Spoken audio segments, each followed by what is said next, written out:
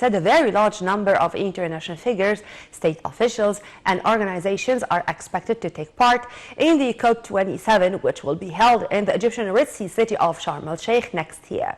The Premier said President Abdel Fattah al-Sisi gave directives to finalize all development works in the city as soon as possible to be in its best status in preparation for the UN Climate Change Conference COP27. Madbouli's remarks came during a meeting with the Minister of Tourism and Antiquities, Dr. Khaled Al-Anani, Minister of Local Development, Mahmoud Sharawi, Minister of Housing and Urban Communities, Dr. Asim Al-Ghazar, and South Sinai Governor Khalid Fouda, as well as a number of tourism officials. He stressed that public transport in the city should be eco-friendly. Madbouli also cited the President's instructions to prepare a list of the projects which Sharm el-Sheikh needs and the required funds to swiftly start their implementation immediately.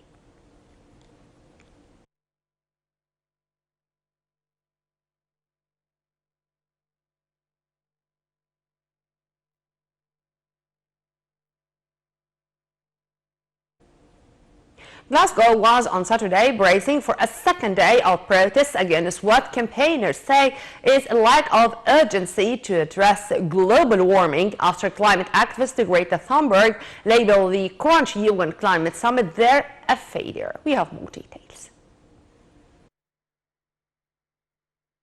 Glasgow on Saturday was bracing for a second day of protests against what campaigners say is a lack of urgency to address global warming after Greta Thunberg labeled the Crunch UN Climate Summit there a failure.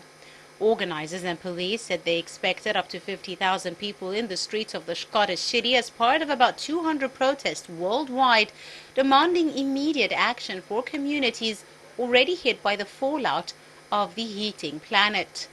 Delegates from nearly 200 countries are in Glasgow to hammer out how to meet the Paris Agreement goals of limiting temperature rises to between 1.5 and 2 degrees Celsius.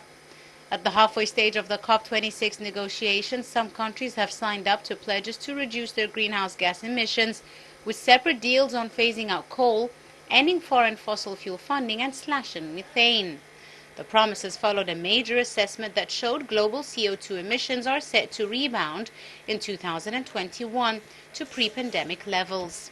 Activists were unimpressed during Friday's march. Security has been boosted around Glasgow's lockdown city centre ahead of Saturday's march, which is expected to draw a variety of groups, including Extinction Rebellion. COP26 negotiations will continue on Saturday before taking a pause on Sunday ahead of what is shaping up to be a frantic week of shuttle diplomacy as ministers arrive to push through hard-fought compromises on a number of issues.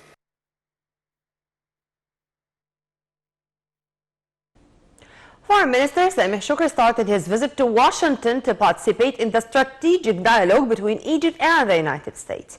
The Foreign Ministry stated that the dialogue will tackle all means of bilateral cooperation in light of the strong relations between the two countries, in addition to the most prominent regional and international issues of mutual concern. Shoukry will be meeting U.S. counterpart Antony Blinken and a number of officials from the U.S. administration, in addition to a group of congressmen, senators, and figures from top research and think tanks. Washington hosted the strategic dialogue between Egypt and the United States on November 8th and 9th.